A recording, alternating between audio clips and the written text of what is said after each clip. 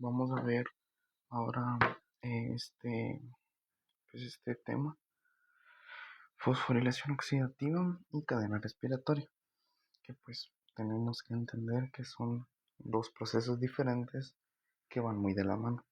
Entonces, en términos muy prácticos, vamos a decir que la cadena respiratoria sucede primero, por ende la fosforilación va de segundo.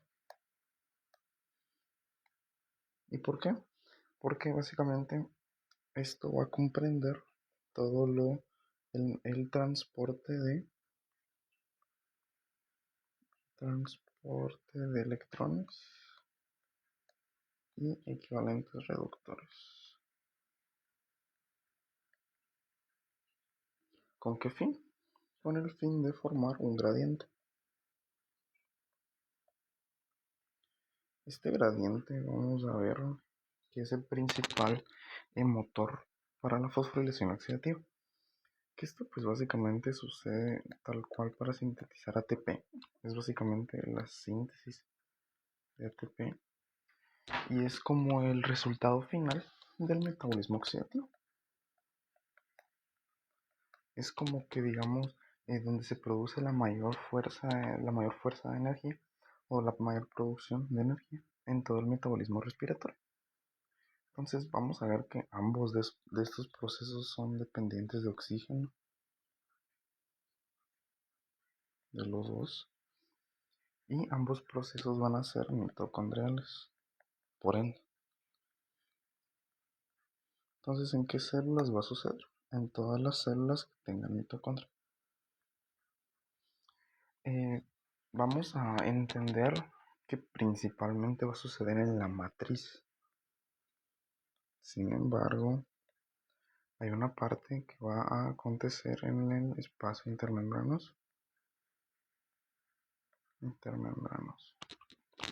Pero importante y sobre todo matriz mitocondrial, obviamente. Entonces vamos a empezar describiendo que pues estos procesos van a depender de proteínas incrustadas en la membrana.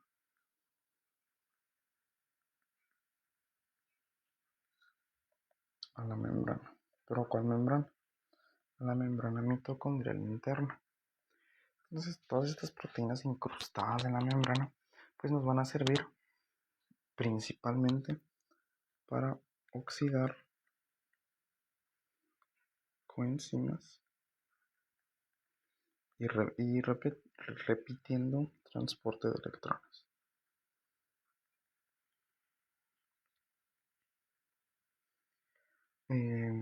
Transporte de electrones. Siempre esto va a ser como que lo más importante, a pesar de que evidentemente esto tiene una función metabólica clave, la oxidación de coenzimas, y pues realmente es uno de los factores reguladores. También debemos describir que pues el transporte de electrones es como que lo principal que sucede a lo largo de todo esto. ¿Qué más se puede decir de las proteínas incrustadas? Pues se puede decir que, por ejemplo, de las, ¿cómo se llama esto? De las coenzimas, de los complejos, que vamos a decir que las proteínas incrustadas son complejos proteicos o enzimáticos.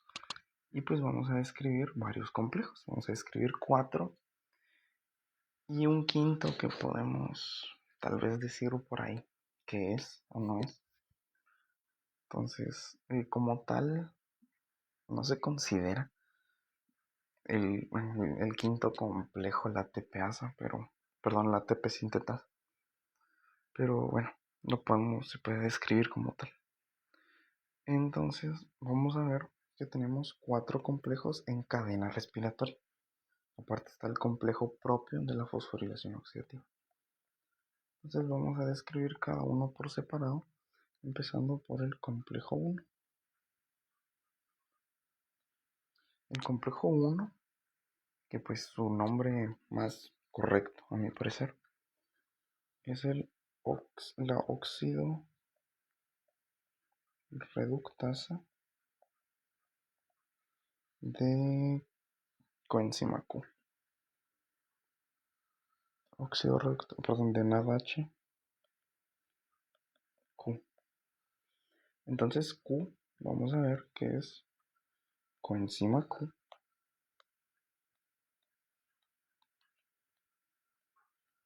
Que también se le puede decir ubiquinona.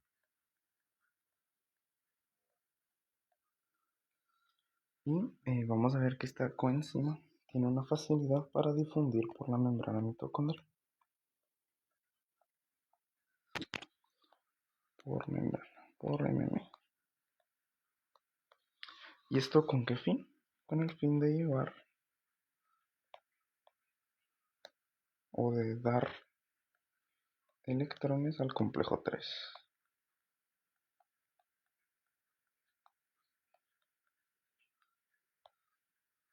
Complejo 3, ahí está. Pues vamos a ver que, bueno, dependiendo de la fuente, vamos a tener junto al complejo 2 un conjunto de proteínas que pues van a tomar mucha importancia, que son las flavoproteínas. Pero ahorita lo vamos a describir en un momento. Y pues la oxidorreductasa o la aceptación de electrones a través de este complejo, pues va a ser a través de el NADH, el NAD reducido. Entonces el NADH va a donar electrones a la ubiquinona y se van a agarrar 5 equivalentes reductores de la matriz.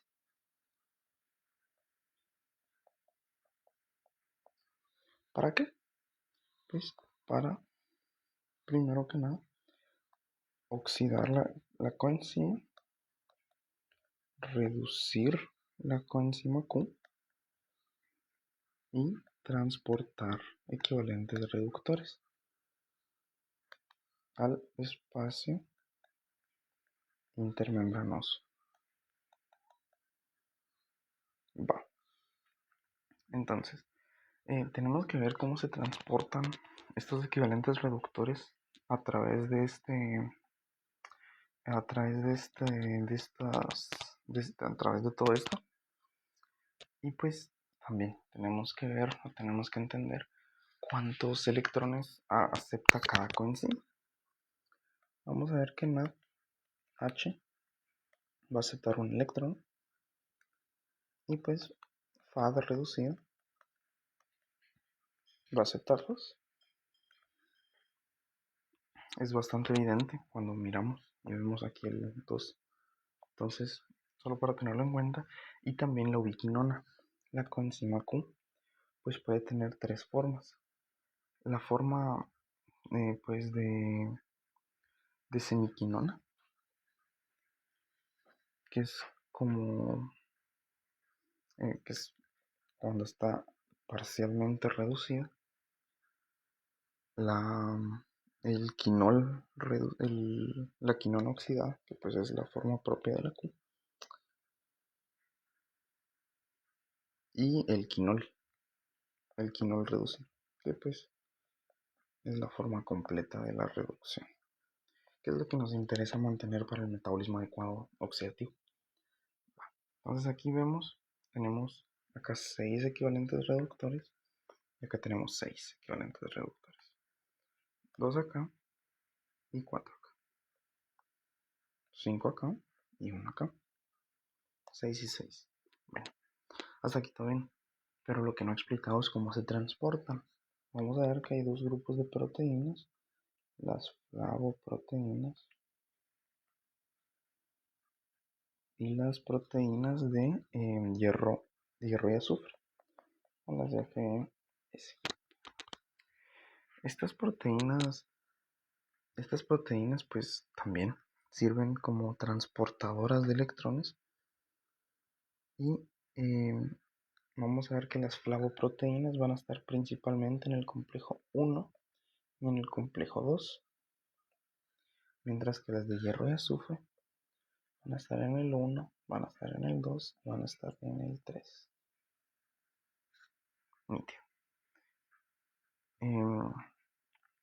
Estos pueden tener 1, 2 o 4 átomos de hierro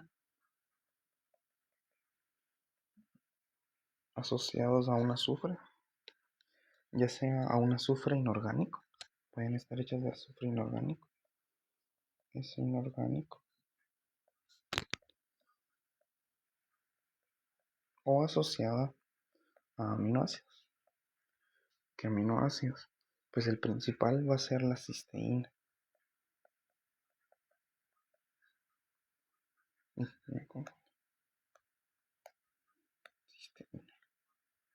Pues el principal va a ser la cisteína del grupo SH. Pero bueno, pues vamos a ver que el hierro es el que va a ser el donador de electrones. Va a alternarse entre dos estados. El estado de F más 2 y F más 3. Entonces, un estado es parcialmente oxidado, perdón, uno está oxidado y otro es parcialmente reducido. Entonces hay que entender esto, porque aquí puse 3 es complejo 1 y 2, perdón. 1 y 2, esto. Vamos a ver que, primero que nada, el del complejo, perdón, del NADH se van a transferir a flavoproteínas.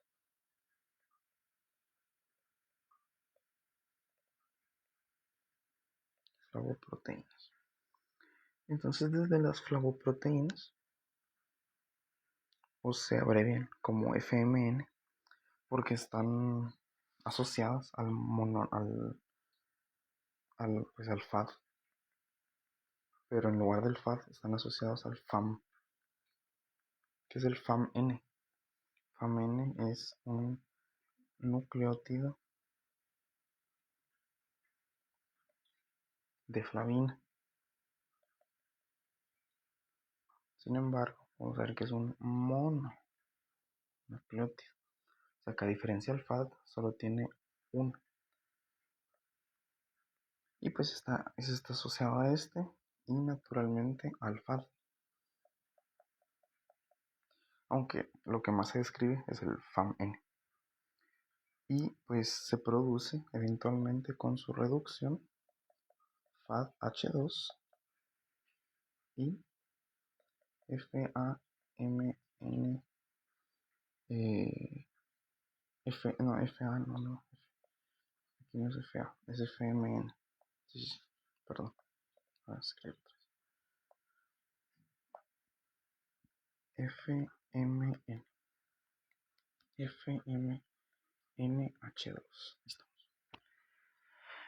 Pero habíamos dicho que pues el FAD solo va a producir 1.5 mol de electrón de ATP. Bueno, ahorita lo vamos a ver por qué tiene esto sentido. Entonces, vamos a ver que de las flavoproteínas, ya sea dinucleótido o mononucleótido, que estas van a involucrarse en transferencia de dos electrones y pues cuando aceptan dos electrones van a formar quinol. ¿Qué es el quinol? Vamos a ver que es la forma completamente reducida de la quinona. Y cuando aceptan un electrón va a formarse semiquinona.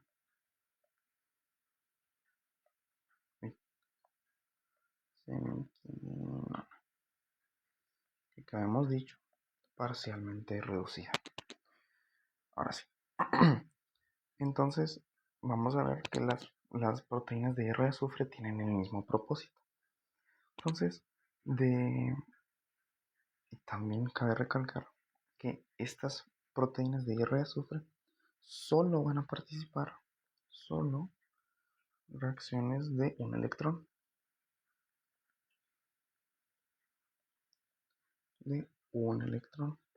En cambio estas vemos que pueden participar en dos o en un electrón. Va, ahora sí.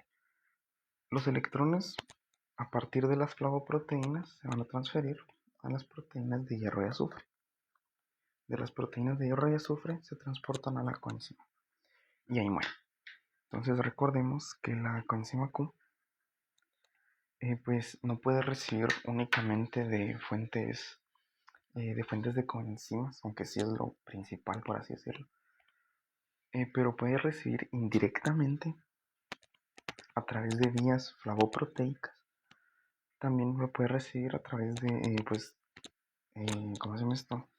Lanzaderas, como hemos visto, lanzadera de glicerol, de aspartato, y pues en el metabolismo de los ácidos grasos pues también tiene relevancia. Entonces vemos que de la coenzima Q a la coenzima Q pueden llegar de diferentes formas, de forma de coenzima reducida, ya sea a través de NAD,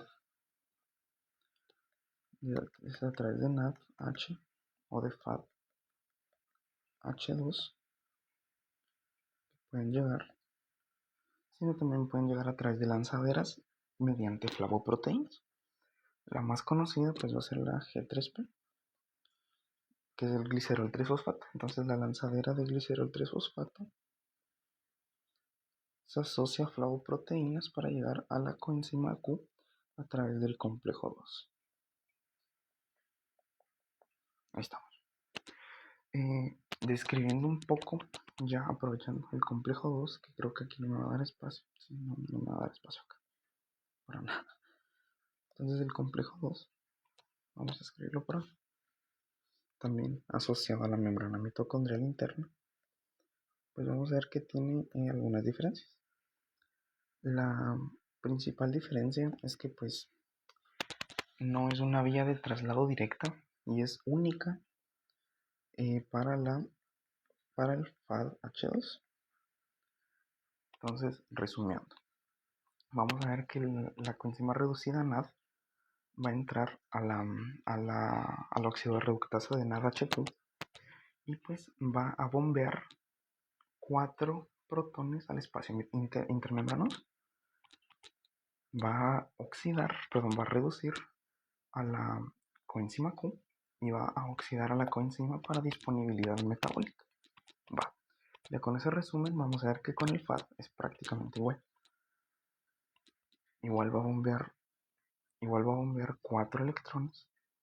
Ah, no, perdón. El complejo 2 tiene una particularidad. Y es que no bombea. ¿Esto qué significa? Pues esto significa que, ¿cómo explicarlo de una forma? Vamos a decir que esto es lo que nos dice. Esto es la característica que hace que solo se produzcan 1.5 mol de ATP. ¿Por qué? Porque vemos que pues necesitan cierta cantidad de hidrógeno, de hidrogeniones o de equivalentes reductores en el espacio mitocondrial para generar un gradiente suficientemente alto para producir 2.5 mol de ATP. Y pues estos 4 protones que no bombea este este complejo, pues vamos a ver que es lo que hace que produzca un mol de ATP menos. Esta es la justificación, por así decirlo, a que tenga menos producción de ATP. Entonces, solo para tenerlo en cuenta, a pesar de que la producción total debería ser de 7, pero bueno, la verdad es que me importa mucho. Pero esto es lo importante. Pues bueno, del complejo 2, vamos a ver que tiene el mismo mecanismo que el complejo 1 de flavoproteínas y de flavoproteínas a coenzima Q. Aquí se ve mejor. Y aquí vamos a ver que aquí sí es donde entra directamente la lanzadera de G3P. Y pues la otra lanzadera entra a través del NADH, que es la de aspartato. Entonces aquí recordemos lanzadera de aspartato va para el NADH y por ende el complejo 1. El complejo 2, ¿qué nombre tiene? El complejo 2 también tiene un nombre aparte. Entonces nos va a sonar del ciclo de Krebs reductasa de succinato.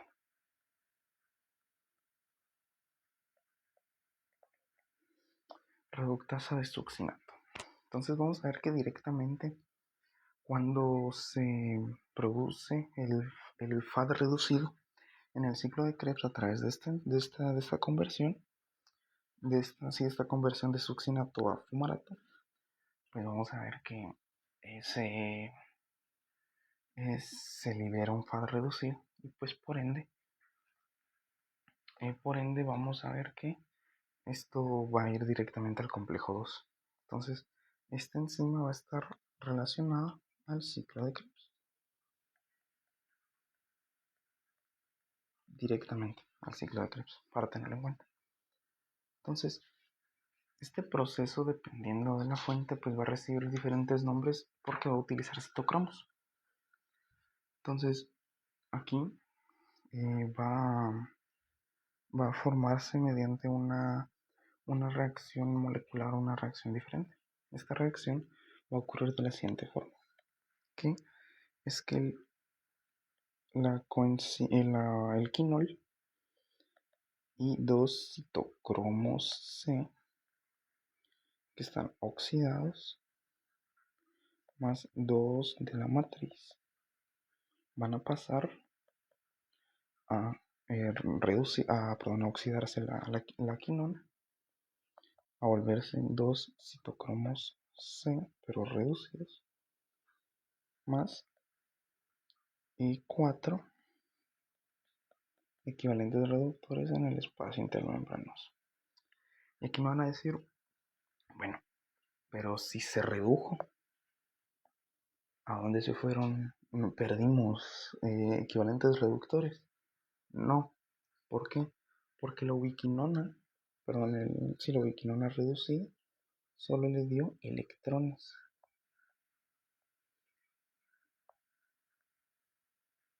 No le dio equivalentes reductores o no le dio los hidrogeniones. Entonces, solo le cedió electrones al citocromo, al citocromo oxidado.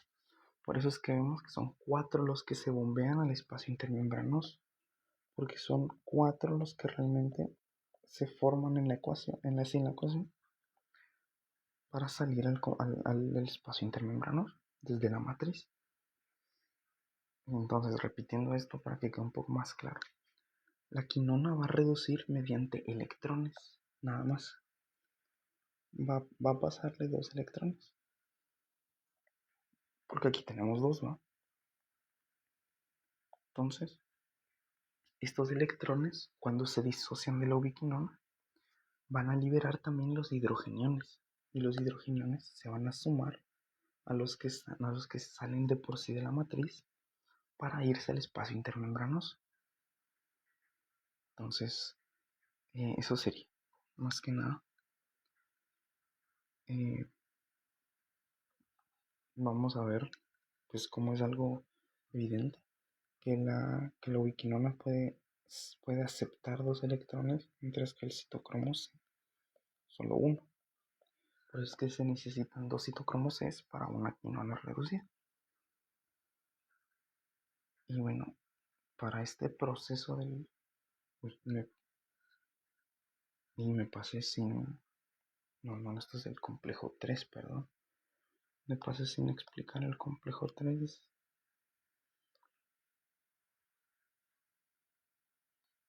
Todo esto es parte del complejo 3.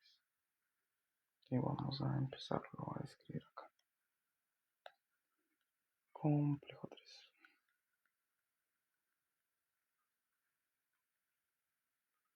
El complejo 3, pues ya nos acostumbramos que tiene otro nombre. Y este va a ser bastante evidente. oxidorreductasa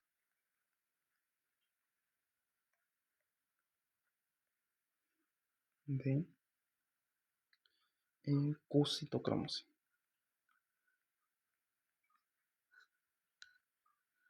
Entonces ya expliqué la ecuación básica. Y pues vamos a ver que también cómo va a utilizar diferentes citocromos. No solo citocromos C, sino que también va a utilizar citocromos B, dos tipos diferentes de citocromo B, y pues el citocromo C1.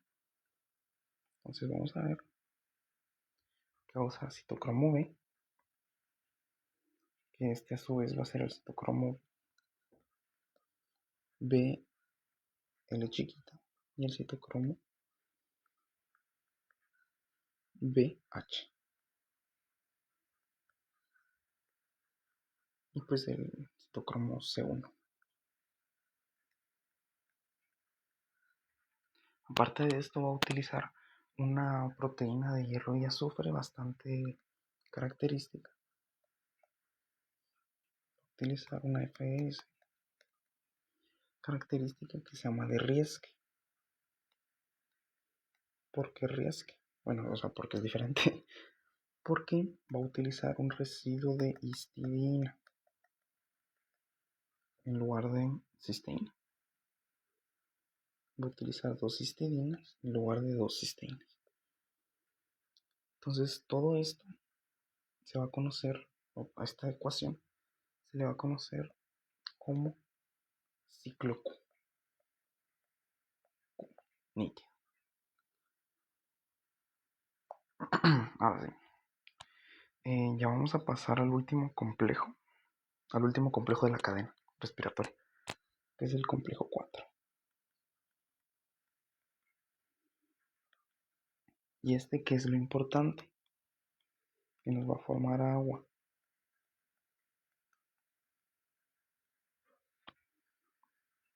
Y haciendo repaso, vamos a ver nuevamente.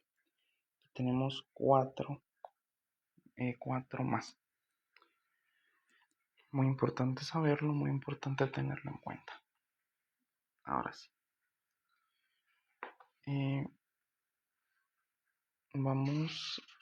Vamos a ver con este complejo que ya sabemos tienen diferentes nombres.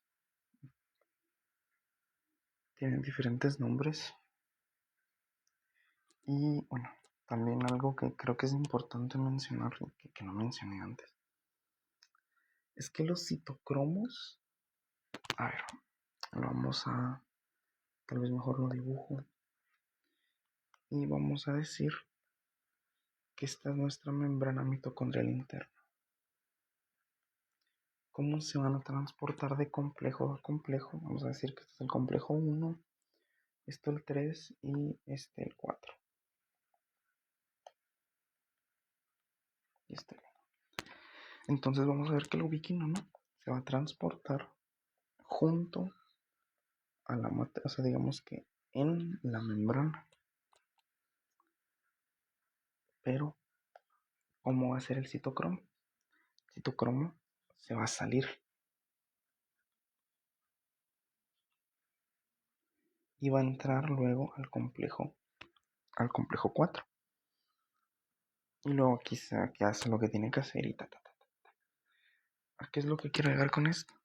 Que la coenzima Q o la ubiquinona no sale de la membrana mitocondrial.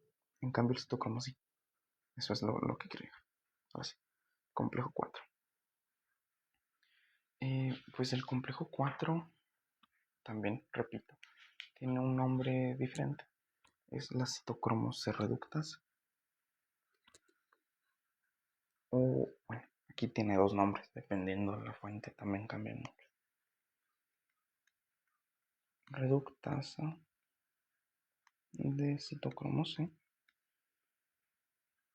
O también el otro libro le dice oxidasa de citocromo C. Que pues, si me preguntan. Ah, no, mentira. Mentira, mucha mentira. La oxidasa de citocromo C. Aquí va a quedar. Sí, sí, sí. La reductasa, la oxidorreductasa o oxidasa de citocromo C es esta. Sí. La citocromo C reductasa.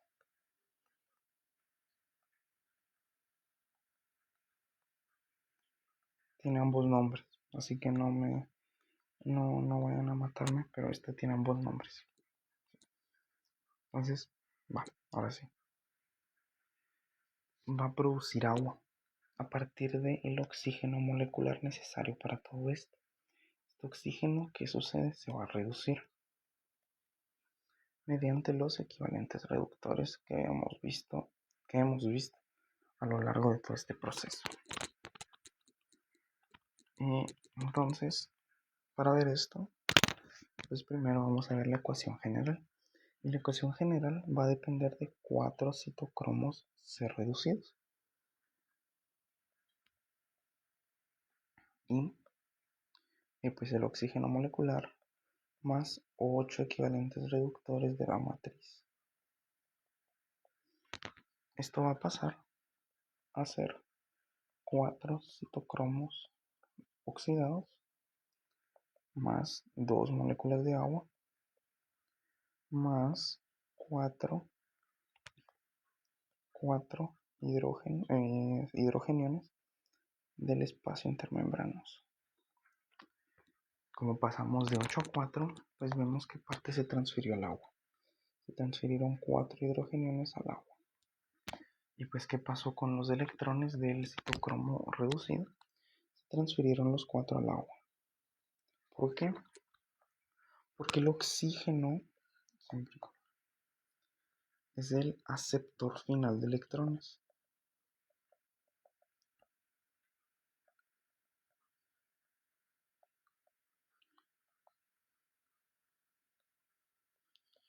Y vamos a ver que el oxígeno está fuertemente unido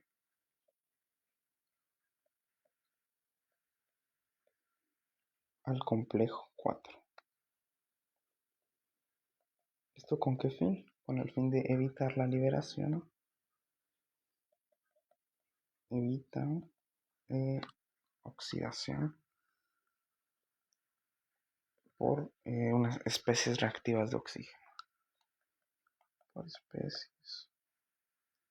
especies reactivas de oxígeno, creo que era SR. Species reactive, creo que es oxygen, algo así. No importa mucho. Lo que importa es que entendamos esta ecuación. Y esta ecuación básicamente nos dice: tus electrones se fueron al agua o al oxígeno y tus cuatro hidrogeniones se fueron también al agua para formar agua. Pero aquí vamos a ver algo. Porque en la ecuación anterior teníamos 2 citocromos y aquí tenemos 4. Porque esto va a ser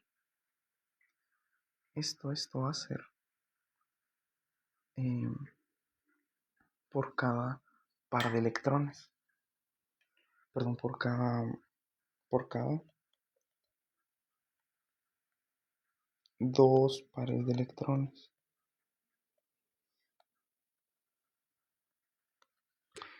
Esto va a ser por cada 4 electrones o por cada 2 pares de electrones. Entonces, si preguntan por qué son 2 o 4, es porque si hay un par de electrones,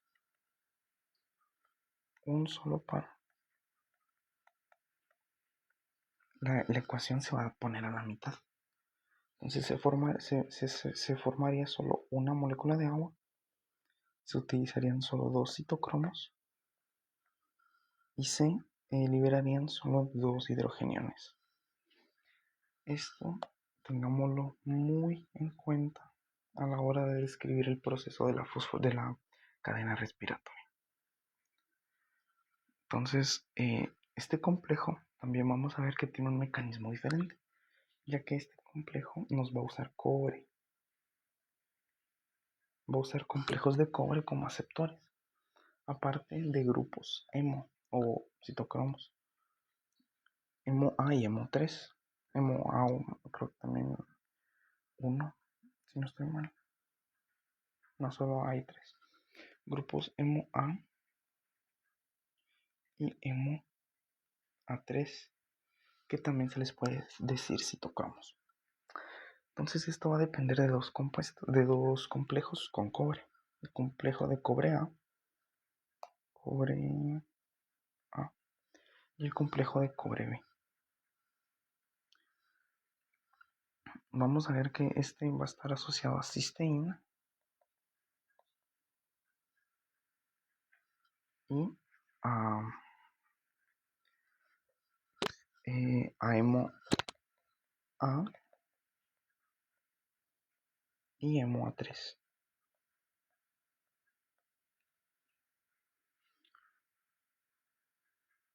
También tenemos el segundo centro, que en cambio solo se describe asociado a hemo A3. Aquí puse hemo A3. Ahí estamos.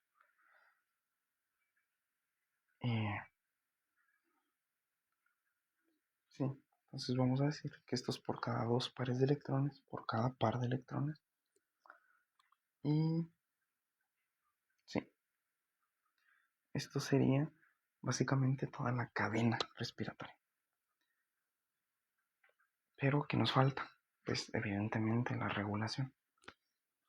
Vamos a ver que el único complejo que va a tener una regulación directa por un compuesto como tal, va a ser el complejo 2, ya que el complejo 2 va a tener un inhibidor competitivo.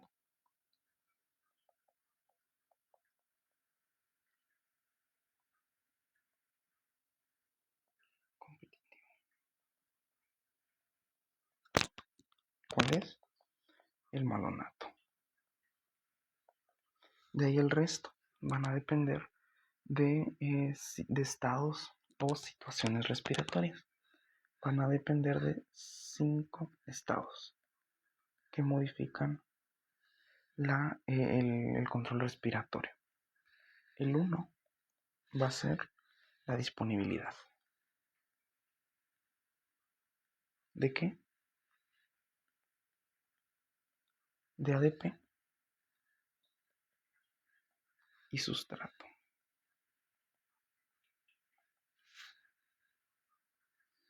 2, solo sustrato.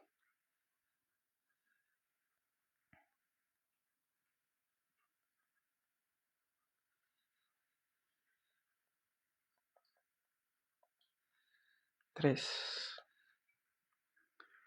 la capacidad de la cadena respiratoria de funcionar, básicamente.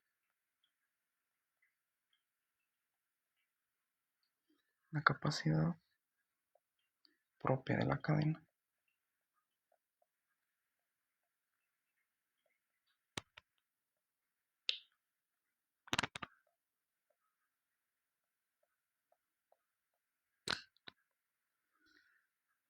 Cuando todo está en cantidades saturadas.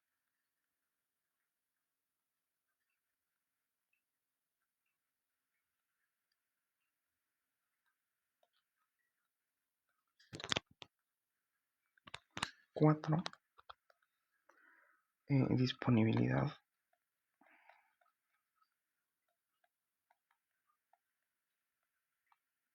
solo de ADP.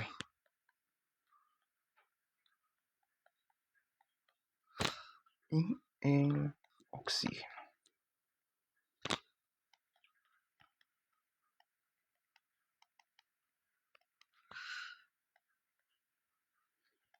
De O2. Estos son los 5 estados de control respiratorio.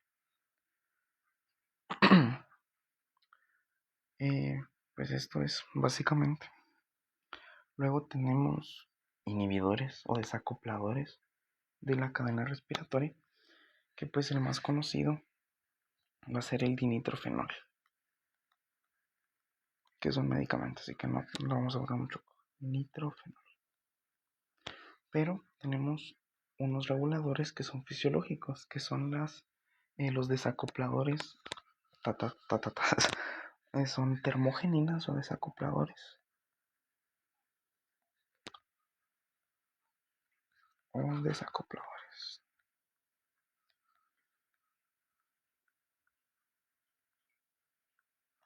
Son proteínas transmembrana.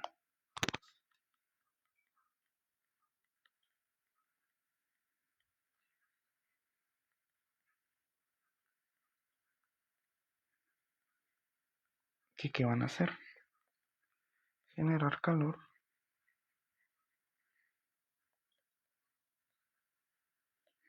Generar calor transportando equivalentes.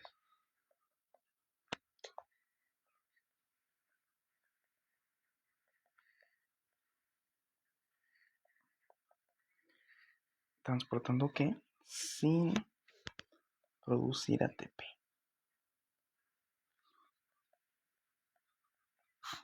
Esto es básicamente lo que hace. En la membrana mitocondrial interna, bueno, lo vamos a hacer con fertilizantes.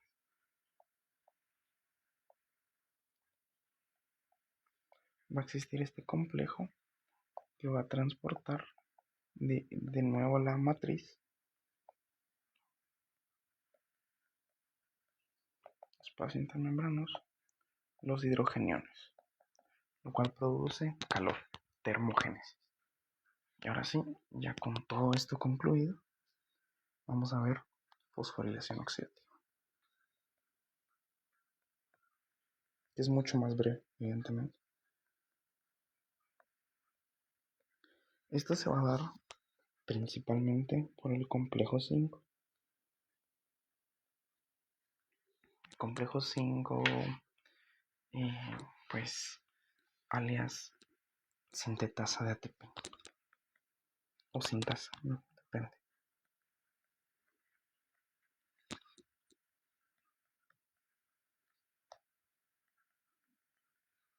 Entonces, esto va a funcionar de la siguiente forma.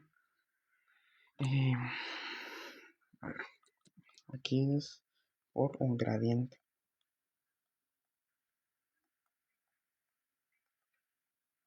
Electroquímico.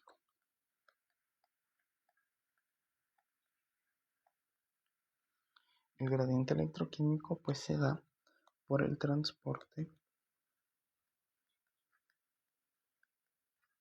de H+, de equivalentes reductores. ¿Y esto qué va a hacer? Va a provocar cambios que, ojo con esto, liberan ATP. Aquí, ahorita voy a explicar por qué le puse tanto énfasis a esto y por qué le voy a poner tanto énfasis a esto. Ahorita lo explicamos. Primero que nada, hay que entender que la sintasa de ATP está formada por dos subunidades, una O y una 1. Una 0 y una 1. Entonces, la 0 va a estar formada por tres subunidades, pero las más importantes, o sea, por tres grupos de subunidades básicamente, que son la A, B2 y C10. Entonces las C10 son especialmente importantes porque son las que forman un anillo, que es como la abertura.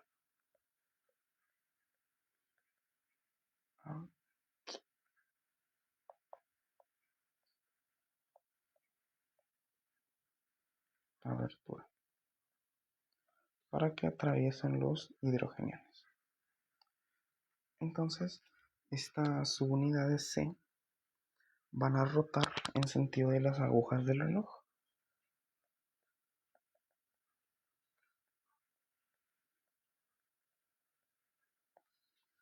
Y pues esto va a movilizar las unidades alfa y epsilon para movilizar la subunidad F1. Esta subunidad F1 va a estar formada en cambio por alfa, beta y epsilon. Alfa 3, beta 3 y epsilon. Perdón, y también me hizo falta delta. bueno, más es como, ¿cómo así? Ahí está. Entonces la principal van a ser subunidades, que son pues combinaciones de estas dos, y se llaman por ende unidades alfa beta. Pero en dónde sucede la fijación del ADP y fósforo, en las unidades beta. Entonces en las unidades beta se va a formar una fijación de ADP más fósforo inorgánico para formar ATP. Pero entonces, ¿a qué me refiero con esto de que van a liberar el ATP? Porque la síntesis de ATP no es lo que, o sea, el movimiento no es lo que produce la síntesis de ATP propiamente, sino que el movimiento, lo que va a hacer el movimiento de las subunidades beta, va a provocar que se libere el ATP. Entonces vamos a ver que estos giros van a suceder en 120 grados. Entonces al tercer giro,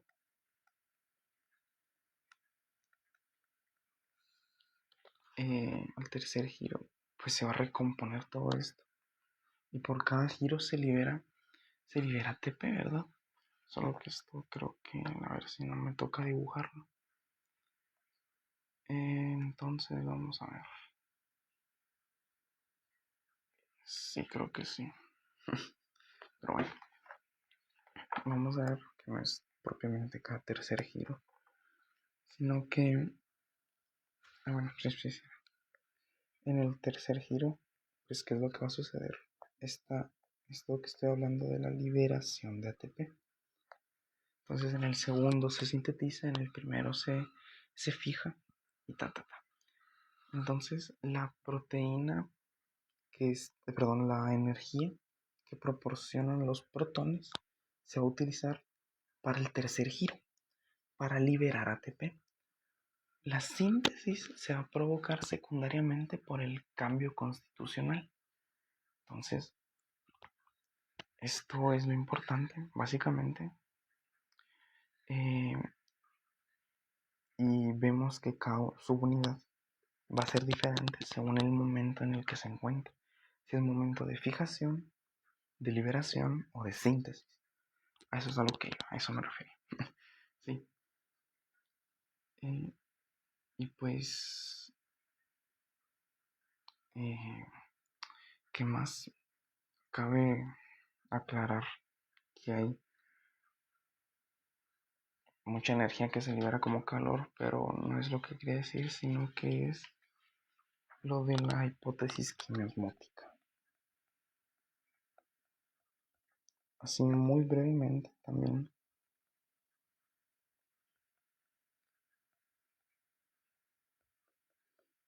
Quimiosmótica. Esto es lo que nos va a explicar un término que acabo de decir, lo de la fuerza protomotriz.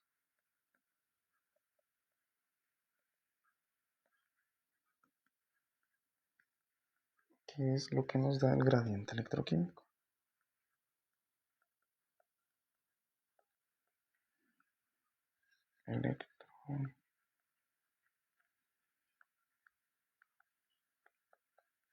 Entonces esta hipótesis quimiosmótica va a explicar cómo la fuerza de protón motriz es lo que da la energía no para la síntesis de ATP propiamente como lo dije, sino que para formar el ATP, para que se dé todo el proceso desde la síntesis hasta la formación de ATP. Entonces requiere ¿cómo se llama esto? Requiere también que sea permeable toda esta matriz para el ATP. Entonces, para el ATP o para los hidrogeniones. Entonces, básicamente eso. Explica cómo la energía formada por el gradiente electroquímico, que se le dice protón motriz, explica todo lo que tiene que ver con la síntesis de ATP. Eso es a lo que se refiere esto. Y pues ya para finalizar, vamos a ver muy brevemente también la lanzadera de creatina. Este sí lo voy a pasar muy por encima porque no la pide la ruta. Y solamente es realmente para saber que los fosfatos o el ATP se facilita su transporte mediante esta lanzadera. Entonces esta lanzadera pues básicamente va a sacar el ATP de la mitocondria mediante transportadores de nucleótidos. Entonces saca el ATP, se vuelve ADP, ingresa otra vez a la matriz. Esto es el espacio intermembrana. Luego difunde para fosforilar creatina. La creatina pues fosforila ATP y así sucesivamente. Entonces aquí eso es, pues no tiene mucho sentido la verdad. O sea, no tiene mucha ciencia. Aquí entra creatina, sale creatina fosfatada